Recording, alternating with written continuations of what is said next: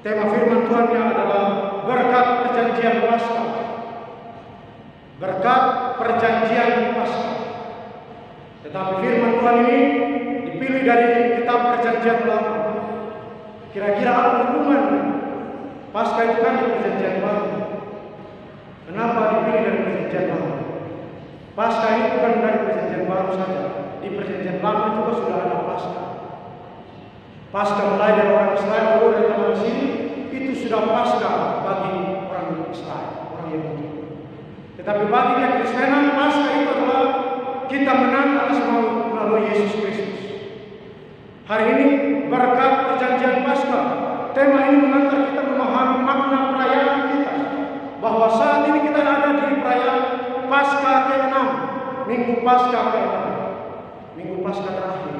Sebentar lagi kita sudah sampai di kenaikan Tuhan Yesus hari Kamis nanti. Jadi di perayaan Minggu Paskah ke-6 dengan tema berkat perjanjian Paskah ini mengantar kita untuk memahami tentang apa itu Paskah Kristus.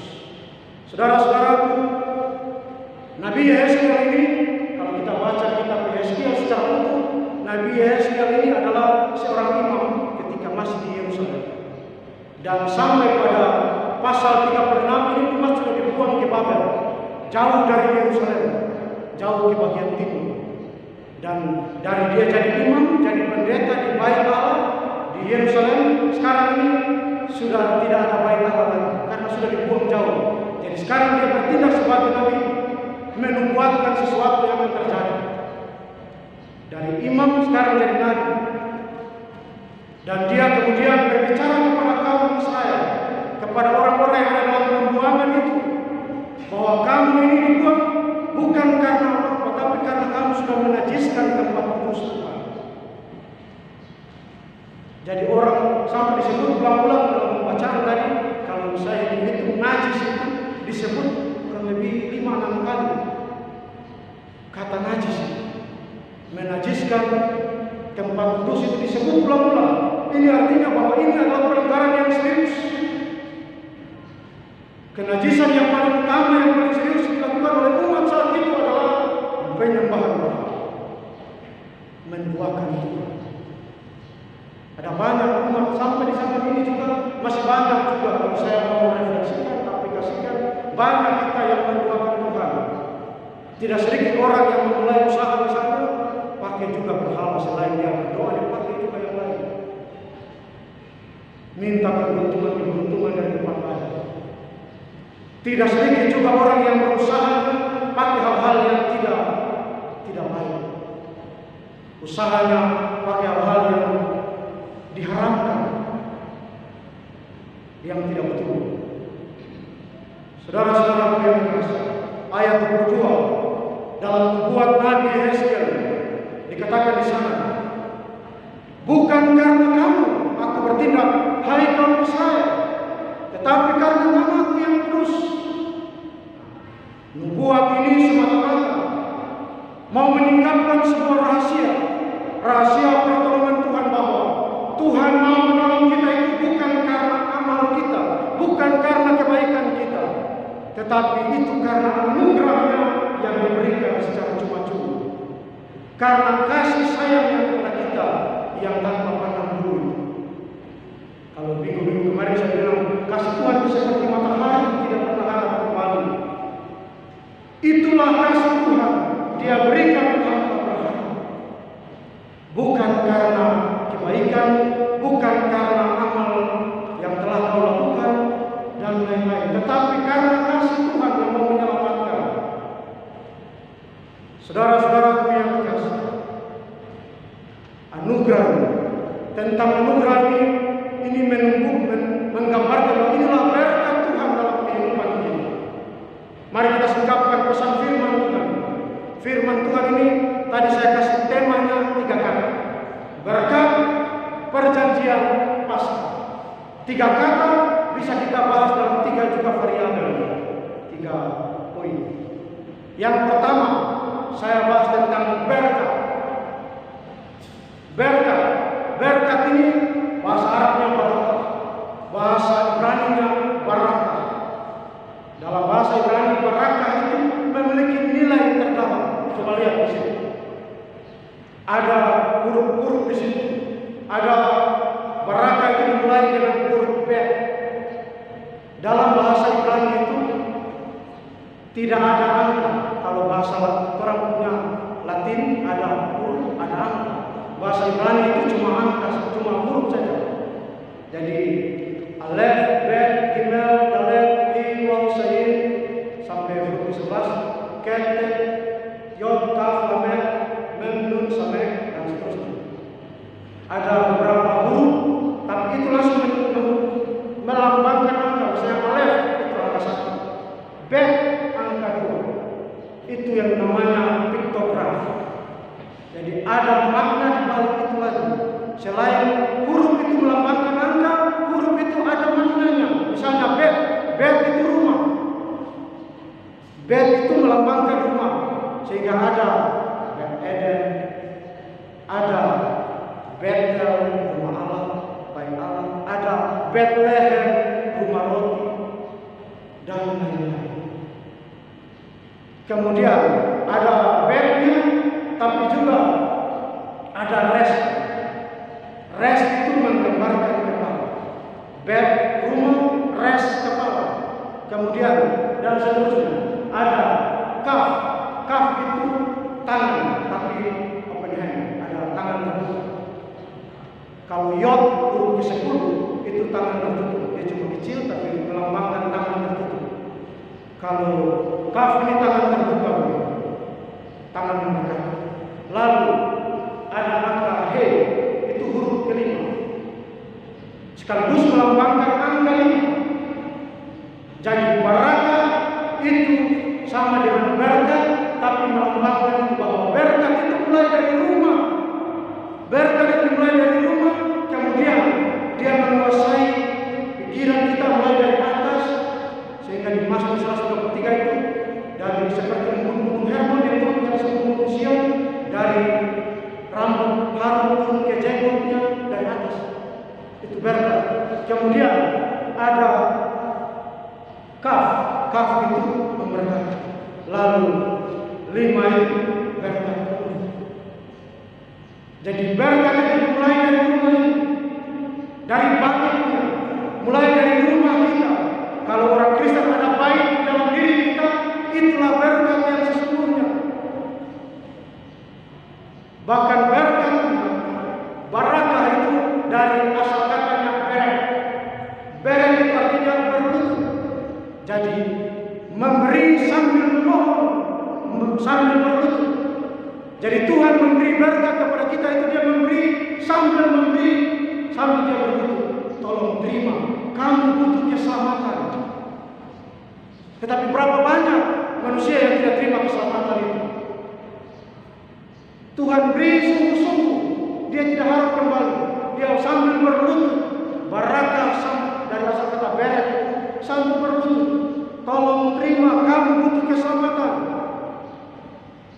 kamu butuh anugerah ini. Tetapi umat masih membelakangi Tuhan. Saudara-saudaraku yang kekasih, Yehezkiel 36 ayat 25 ada janji Tuhan yang dinubuatkan di sini, bahwa aku akan mencurahkan kepadamu air jernih yang akan mentahirkan kamu. Ayat 27, kamu akan kuberikan hati yang baru dan roh yang baru. Rohku, ayat 7, rohku akan kuberikan diam dalam hati. Ini adalah nubuatan harapan berkat, nubuatan yang diberikan oleh Nabi Yehezkiel kepada umat Tuhan, bahwa berkat itu Tuhan akan beri. Jadi berkat yang disebut barakah, berek itu Tuhan mau beri sambil memohon kepada kita supaya terima ini berkat. Jangan lagi membelakangi Tuhan, terima berkat Tuhan ini. Saudara-saudaraku yang kekasih, yang tentang berkat saya kira kita bisa memahami. Yang kedua tentang perjanjian. Berkat perjanjian pasti. Perjanjian. Alkitab kita ini adalah buku perjanjian. Ada perjanjian lama, ada juga Ini buku perjanjian. Karena itu saat ini saya mau ilustrasikan. Kalau kita belajar tentang perjanjian, entah belajar teologi tentang perjanjian maupun belajar tentang ilmu sekuler tentang perjanjian, yang namanya perjanjian itu selalu dilakukan oleh orang-orang yang setara. Tidak mungkin wali kota buat perjanjian dengan ketua RT. Perjanjian itu selalu dilakukan oleh orang-orang yang setara. Jadi kalau presiden bikin perjanjian dengan presiden, bikin MOU itu dengan presiden. Jadi saat ini saya bercontoh, kalau perjanjian itu antara Tuhan dan manusia, Tuhan di atas, manusia di bawah. Kalau kita membuat perjanjian, kira-kira kita yang naik dulu supaya setara baru buat perjanjian, atau Tuhan yang turun baru buat perjanjian? Kita yang naik atau Tuhan yang turun? Dalam iman Kristen, Tuhan yang turun dalam rupa manusia untuk ikat perjanjian dengan kita. Selama Tuhan masih di atas, kita di bawah, itu bukan perjanjian, itu janji. Janji masih belum lengkap, masih belum sama dengan perjanjian. Kalau sama dengan kita janji kepada anak kita, saya mau nanti sampai sore Bapak mau beli boneka. Kalau itu kan tidak mungkin anak kita bilang, kalau gitu Bapak ambil kertas, taruh di meterai 6.000 lalu tanda tangan. Tidak semacam itu. Itu janji. Tetapi perjanjian itu ada sesuatu yang mengikat dua pihak. Di sini Tuhan Allah sebagai pihak pertama dan kita manusia pihak kedua. Dia rela meninggalkan kealahannya, turun dalam rupa manusia untuk mengikat perjanjian itu dengan manusia. Itulah perjanjian Paskah. Tetapi berapa banyak manusia yang tidak mau menerima perjanjian ini? Tuhan sudah beri berkat sambil berlutut, kamu butuh keselamatan. Tetapi masih banyak manusia yang membelakangi Tuhan. Belum mau terima Tuhan. Karena itu kita lihat di nats pembimbing tadi, Tuhan berbicara dengan Yohanes, dengan Simon anak Yohanes, Simon Petrus. Dibilang sana, Simon anak Yohanes, apakah engkau mengasihi aku lebih daripada mereka ini? Simon bilang, engkau tahu Tuhan bahwa aku mengasihi engkau. Tuhan Yesus bilang, gembalakanlah domba-dombaku sampai 3 kali. Ini perjanjian. Allah sudah turun dalam rupa manusia, ikat perjanjian dengan manusia. Dia ikat perjanjian itu, lalu ada hubungan. Kalau betul kita mengasihi Tuhan, gembalakan domba-domba. Kalau gembalakan saja setengah-setengah, kita tidak mengasihi Tuhan. Kalau gembalakan yang tidak sungguh-sungguh, berarti Simon Petrus tidak mengasihi Tuhan. Jadi, kalau mau berkat Tuhan, lakukan juga kewajiban kita dalam perjanjian itu. Kita punya perjanjian dengan Tuhan. Kita akan dapat berkat Tuhan. Ada janji berkat, tetapi prakondisi untuk menerima berkat adalah lakukan perjanjian. Saudara, kita ini tidak setara. Tuhan itu maha tinggi, kita maha kecil, sangat kecil. Tuhan itu kekal, kita ini fana. Tetapi kita buat perjanjian, dia mau beri berkat kepada kita. Saya kasih contoh. Kalau saya ini orang kaya misalnya, lalu Pak Kostan ini dia butuh uang misalnya. Dia butuh uang lalu dia mau pinjam uang kepada saya. Pak Kostan mau butuh uang lalu pinjam uang kepada saya. Kira-kira Pak Kostan mau pinjam berapa? Misalnya mau butuh uang pinjam berapa? 1 juta. Tahu sedikit. Barang 100 juta begitu. Saya orang kaya. Nah, misalnya Pak Kostan butuh uang 100 juta. Ini dia butuh uang 100 juta mau pinjam ke saya. Apakah Pak Kostan yang datang ke saya ataukah saya yang datang ke Pak Kostan? Ini yang butuh uang ini Pak Kostan. Apakah dia yang datang ke saya atau saya yang datang ke dia? Pasti dia yang datang ke saya. Tapi itu tidak berlaku dalam hubungan kita dengan Tuhan. Dosa kita maha besar. Dosa kita terlampau besar, tapi bukan kita datang kepada Tuhan, Tuhan yang datang jumpai kita. Itulah hebatnya kasih Tuhan. Tuhan yang datang menjumpai kita, bahkan sambil berlutut, beraka berek itu, sambil berlutut dia bilang, kamu butuh ini berkat, kamu butuh ini keselamatan. Jadi kalau seandainya dia butuh uang, saya datang, saya kasih sambil berlutut, lalu dia tidak terima, apa yang mau kita bilang kepada dia? Bodoh, macam-macam yang lain. Itulah yang terjadi dengan kita manusia. Tuhan sudah datang kasih berkat sambil berlutut, tapi kita tidak terima anugerah itu. Kita tidak mau terima berkat itu. Kita belum bersungguh-sungguh dengan Tuhan. Saudara-saudaraku yang kekasih, poin yang ketiga, Paskah. Paskah itu kata Ibrani yang Pesach, artinya dilewatkan, sudah lewat. Sudah dilewatkan dari kesengsaraan, sudah diluputkan dari dosa dan kematian kekal. Kita dibangkitkan secara rohani. Kita akan mengalami kehidupan kekal karena kebangkitan Kristus.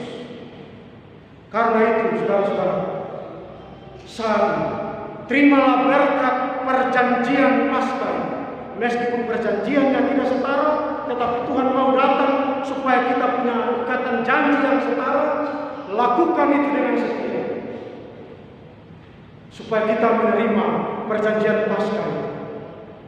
Di sini ada dua pihak yang setara yang bisa saling mengikat. Tuhan menjadi manusia dalam diri Yesus, supaya kita bisa membuat perjanjian. Tuhan pihak pertamanya, kita pihak kedua. Karena itu sebagai pihak pertama dan pihak kedua harus saling ingat bahwa kita punya perjanjian itu dan kita lakukan kewajiban kita masing-masing. Saudara-saudaraku yang kekasih, tadi dalam nats pembimbing Simon anak Yohanes ini juga menggambarkan tentang perjanjian. Jika engkau mengasihi aku, gembalakanlah domba-dombaku. Saudara-saudaraku yang kekasih, dalam amanat Agung Matius 28 ayat 19-20, di sana juga dikatakan, pergilah, jadikanlah semua bangsa muridku, dan baptislah mereka dalam nama Bapa dan Anak dan Roh Kudus, dan ajarlah mereka melakukan segala sesuatu yang telah kuperintahkan kepadamu. Dan ketahuilah, aku menyertai kamu senantiasa sampai kepada akhir zaman. Bagi saya ini sangat penting. Kenapa? Tuhan Yesus janjikan bahwa bukan malaikat yang akan menyertai kamu, tapi aku yang akan menyertai kamu senantiasa sampai kepada akhir zaman. Itu perjanjian Tuhan dengan kita. Bukan kerubin, bukan malaikat-malaikat itu, umat Mikael dan lain-lain. Tetapi Tuhan Yesus sendiri yang menyertai kita sepanjang sejarah. Tuhan yang menyertai kita. Saudara, sebagai kesimpulan khotbah, berkat perjanjian Paskah adalah perjanjian berkat antara Tuhan sebagai pihak pertama dan kita manusia sebagai pihak kedua. Karena itu, yang dituntut saat ini adalah pihak kedua manusia harus sungguh-sungguh penuhi komitmen kita mengikut Tuhan Yesus. Mengikut Tuhan Yesus juga harus sungguh-sungguh. Jangan ikut setengah-setengah hati, supaya kita tidak jadi orang yang ingkar terhadap perjanjian. Tuhan memberkati. Amin. Diundang semuanya berdiri.